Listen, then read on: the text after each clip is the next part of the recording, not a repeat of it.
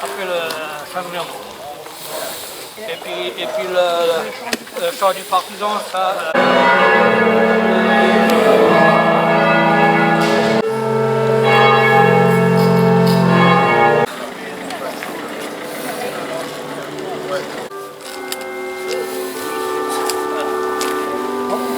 En avant, marche!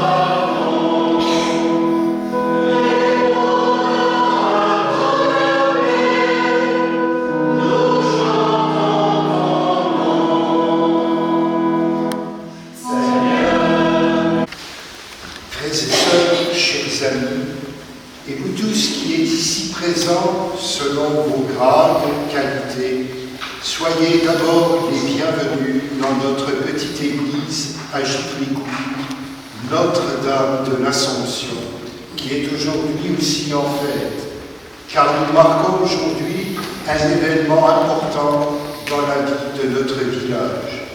L'inauguration et la bénédiction aussi d'un monument aux morts, ici même. Car il y a 80 ans, notre petit village, comme bien d'autres en Moselle, a connu et comme d'autres connaîtront la libération. La fin d'un cauchemar commencé en 1939 et qui en 1944, et voire même dans certains villages du Bay Beach, se terminera en février 1945, la fin de ce cauchemar, la Seconde Guerre mondiale. C'est vrai qu'il manquait quelque chose à notre village, non seulement un lieu du souvenir, mais aussi un lieu, et c'est une belle chose, d'avoir gravé des noms de jeunes gens, décédés durant la guerre de 1914-1918, sous un uniforme qui, pour la plupart, n'était pas le leur. De jeunes gens aussi décédés durant la Seconde Guerre mondiale, et pensant aussi à tous ceux qui ont été internés dans les camps de la mort et qui ne sont jamais revenus, à tous ceux qui sont tombés dans le camp de Tampov, quelque part entre la Russie, la Biélorussie et l'Ukraine. L'actualité ne rappelle que trop. Oui, il est bien d'avoir écrit ces noms avec leur date, l'année de leur naissance et l'année de leur mort. Car quand on fait le calcul, pour certains, c'étaient des jeunes gens, d'à peine 19 ou 20 ans, une jeunesse arrachée. Oui, nous avons besoin de lieux du souvenir pour regarder le passé, mais aussi, et on ne le redira jamais assez, pour bâtir aussi l'avenir. Et en ce jour, nous célébrons aussi dans l'Église la fête de la Sainte Croix, la Croix glorieuse, qui pour nous chrétiens n'est pas d'abord un symbole de mort, mais d'abord une étape de la vie qui passe par la mort et qui ouvre vers un autre avenir. Et si nous regardons aujourd'hui la croix en chrétien, c'est pour nous dire qu'avec Jésus, il nous faut passer d'un vendredi saint, signe de souffrance, de mort, d'inquiétude, pour passer avec Jésus à la lumière de Pâques. Nos croix sont des signes d'espérance. Et comment ne pas avoir en mémoire ces petites croix qui jalonnent aussi nos campagnes, particulièrement en allant vers Sarrebourg, qui nous font rappeler ces batailles de 1914. Toutes ces croix qui jalonnent aussi le cimetière américain à Saint-Avold et qui rappellent le sacrifice des Américains venus au nom de la liberté, porter ici la délivrance, et tant d'autres croix encore. Alors que tout cela nous remplisse aussi de confiance et d'espérance. Et si nous ne sommes pas croyants, que nous puissions redécouvrir la bonté et la force du combat de ceux dont les noms sont inscrits ici à Givry, au nom d'un idéal qui n'y pensait peut-être pas toujours, mais qu'on résume autour de trois mots: liberté, égalité et fraternité.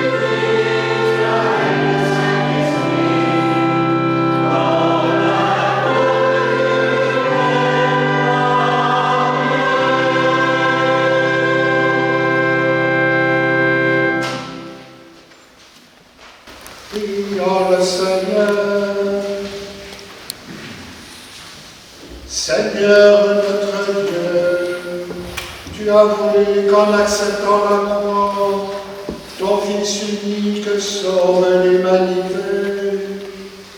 Nous t'en prions, fais qu'ayant connu des ici-bas ce mystère, nous obtenions au ciel les fruits de la rédemption.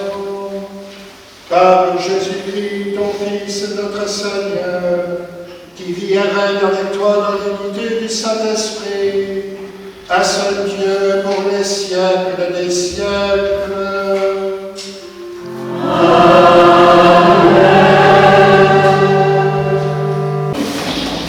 Ces jours-là, en chemin à travers le désert, le peuple perdit courage, les récriminant contre Dieu et contre Moïse. Pourquoi nous avoir fait monter d'Égypte? Était-ce de nous faire mourir dans le désert, où il n'y a ni pain ni eau? Nous sommes dégoûtés de cette nourriture misérable. Alors le Seigneur envoya contre le peuple des serpents à la morsure brûlante, et beaucoup en moururent dans le peuple d'Israël. Le peuple vint vers Moïse et dit: nous avons péché en récriminant contre le Seigneur et contre toi. Intercède auprès du Seigneur pour qu'il éloigne de nous les serpents. Moïse intercéda pour le peuple, et le Seigneur dit à Moïse: fais-toi un serpent brûlant et dresse-le au sommet d'un mât. Tous ceux qui auront été mordus, qu'ils le regardent, alors ils vivront. Moïse fit un serpent de bronze et le dressa au sommet du mât. Quand un homme était mordu par un serpent et qu'il regardait vers le serpent de bronze, il restait en vie. Parole du Seigneur.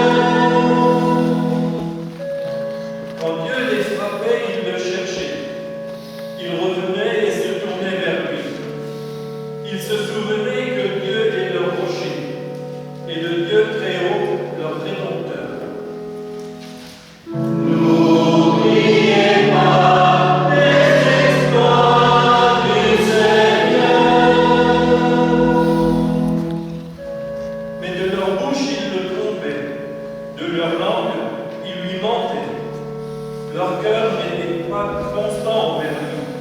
Ils n'étaient pas fidèles à son alliance.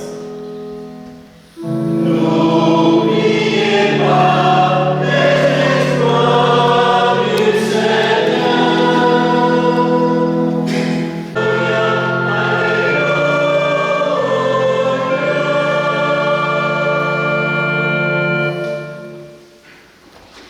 Nous t'adorons, ô Christ, et nous te bénissons. Par ta croix, tu as racheté le monde.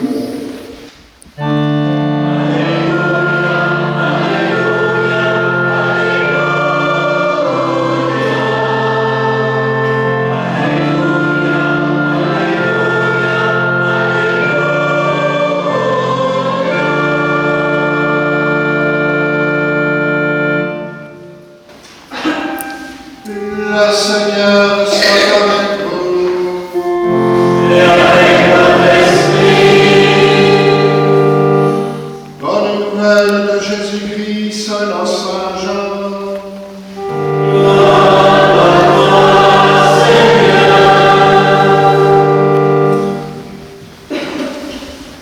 En ce temps-là, Jésus disait à Nicodème, « Nul n'est monté au ciel, sinon celui qui est descendu du ciel, le Fils de l'homme. De même que le serpent de bronze fut élevé par Moïse dans le désert, ainsi faut-il que le Fils de l'homme soit élevé, afin qu'en lui tout homme qui croit à la vie éternelle. Car Dieu a tellement aimé le monde qu'il a donné son Fils unique, afin que quiconque croit en lui ne se perde pas, mais obtienne la vie éternelle. Car Dieu a envoyé son Fils dans le monde, non pas pour juger le monde, mais pour que par lui, le monde soit sauvé. Acclamons la parole de Dieu. Louange à toi, Seigneur Jésus. Quand on parcourt la campagne, on trouve encore chez nous des croix, parfois très anciennes, des croix aussi récentes, très souvent des croix en bois. Des croix aussi sur lesquelles est gravé, soit en français, soit en allemand, est écrit une invitation à celui qui passera devant, pour dire « Regarde, regarde les blessures de celui qui a donné sa vie pour toi. » Cela rejoint l'évangile que nous avons entendu. Dieu a tellement aimé le monde qu'il a donné son Fils Jésus, qui a donné sa vie sur le bois de la croix, la pire des morts, la torture et la mort lente, tout ça par amour.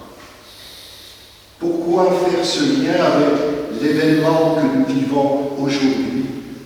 C'est peut-être simplement pour nous souvenir qu'il y aura toujours parmi nous des hommes comme des femmes qui ont donné leur vie au nom d'un idéal très fort, d'un idéal qui fait dire quand on aime la liberté, la fraternité et l'égalité, on ne se soumet pas à n'importe qui et à n'importe quoi. Il y a un psaume qui dit « Amour et vérité se rencontrent, justice et paix s'embrassent. » Justice, c'est-à-dire ce qui est juste, ce qui est droit, ce qui est conforme à la dignité d'un être humain. Et la paix ne se fera jamais à n'importe quel prix. Si c'est au détriment de la dignité d'un être, ce n'est pas la vraie paix, c'est une fausse paix qui ne peut amener qu'à la guerre ou à une nouvelle guerre ou au moins à la violence. Redire cela aujourd'hui, c'est se rappeler que dans le contexte que nous vivons, nous savons tous combien il est incertain, parfois parfois même lourd. Et si nous ne le disons pas, nous le portons tous dans le secret de notre cœur. Avec cette inquiétude, pourvu que les plus jeunes n'aient pas à connaître cette terrible épreuve de la guerre. Car c'est vrai, 80 ans après, ça commence à dater. Et pourtant, il nous faut garder toujours cette mémoire, même si les premiers témoins nous quittent tout doucement, les uns après les autres, qui nous quittent dans le silence. Il nous faut malgré tout des signes pour nous en rappeler. Et un monument aux morts, c'est peut-être là aussi un signe pour nous rappeler et le passé, mais aussi une mission pour l'avenir. Alors, si nous sommes croyants aujourd'hui, nous allons confier tout cela humblement à notre Dieu. Et dans cette Église qui porte son nom, eh bien, de le confier aussi à Marie, la Mère de Dieu, celle dont nous demandons chaque jour qu'elle prie pour nous, pauvres pécheurs que nous sommes, qu'elle intercède pour nous, qu'elle porte avec nous les joies et les peines, les inquiétudes de notre monde tel qu'il est. Oui, que le Seigneur donne aussi à chacun une formidable espérance. Heureux les artisans de paix, avait dit un jour un certain Jésus, on les appellera fils et filles de Dieu. C'est-à-dire, on leur donnera un nom qui est au-dessus presque de tout nom, une dignité, dont la Bible dit bien, et Dieu a créé l'homme à son image et à sa ressemblance.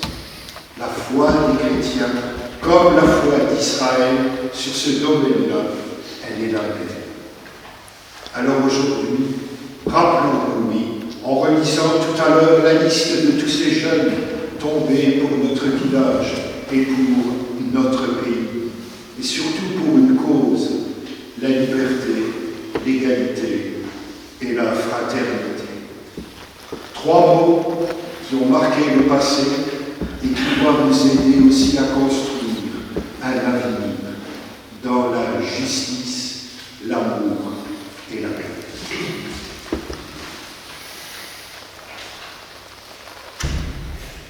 Bien que c'est le fruit de la peine, du travail de l'homme. Et à travers ce geste, chacun de nous, dans son cœur, peut aussi présenter au Seigneur tout ce qui lui tient à cœur aujourd'hui. Et pourquoi ne pas ici déposer symboliquement la vie de nos villages, de notre pays et l'espérance en un monde toujours meilleur.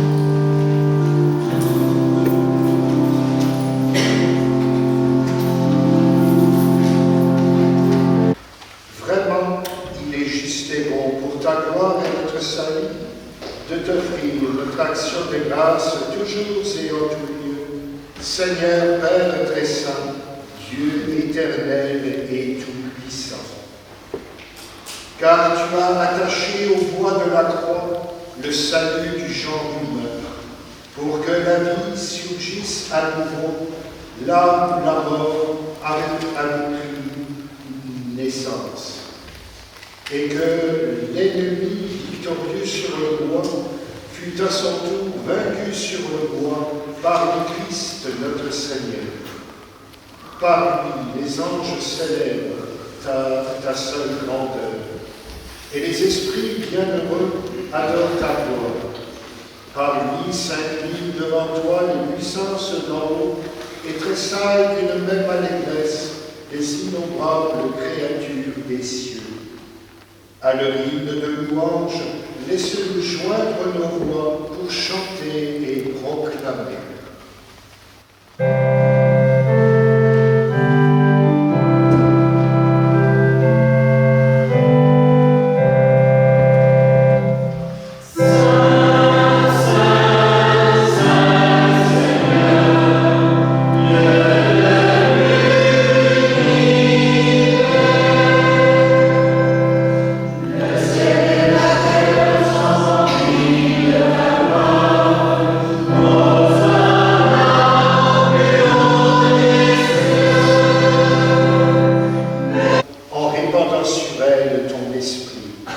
Qu'elle devienne le corps et le sang de ton Fils qui nous a dit de célébrer ce grand mystère.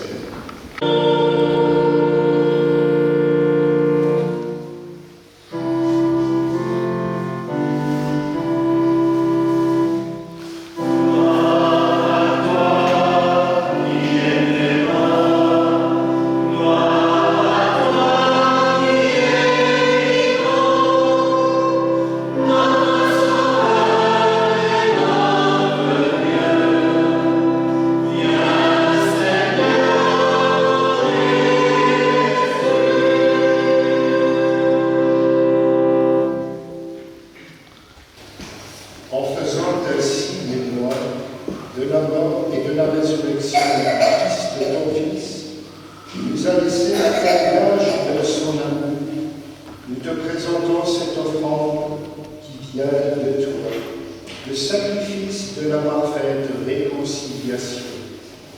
Père très saint, nous t'en supplions, accueille-nous avec ton Fils, et dans ce repas que nous sommes, accorde-nous son esprit, qu'il fasse disparaître les causes de nos divisions. Que ce même esprit fasse de ton Église le signe visible de l'unité entre les hommes et l'instrument de ta paix. Qu'il nous garde en communion avec notre pape François, notre évêque Philippe, avec l'ensemble des évêques et ton peuple saint tout entier. Et comme tu nous as réunis maintenant à la table du Christ, ton Fils, rassemble-nous un jour auprès de la glorieuse Vierge Marie, Mère de Dieu, Notre-Dame de l'Assomption, avec tes bienheureux apôtres, les martyrs et tous les saints, avec nos frères et sœurs, avec les hommes et les femmes de toute origine et de toute langue, et qui sont morts dans ton amitié. Et en ce jour particulier, Seigneur, nous faisons mémoire des victimes des guerres à Givricourt, des victimes civiles, militaires et les victimes de toutes les guerres, celles d'hier comme celles d'aujourd'hui.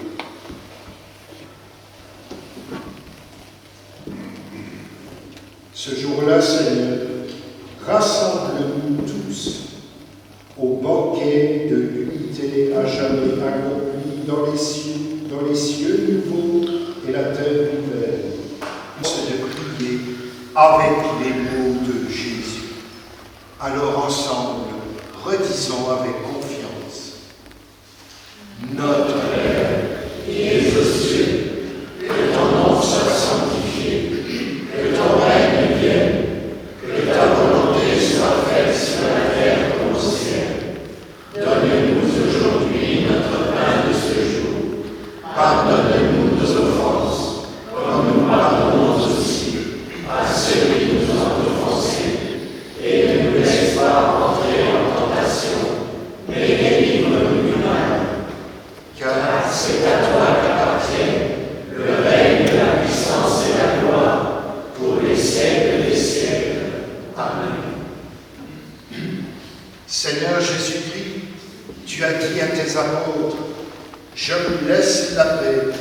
je vous donne ma paix.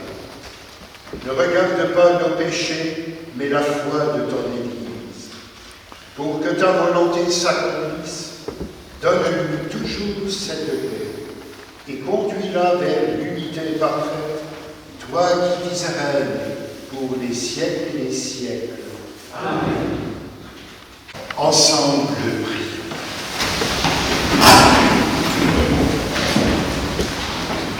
Fortifiés par cette nourriture sainte, nous te supplions encore, Seigneur Jésus, conduis à la gloire de la résurrection ceux et celles que tu as rachetés par le bois de la croix qui fait vivre et espérer.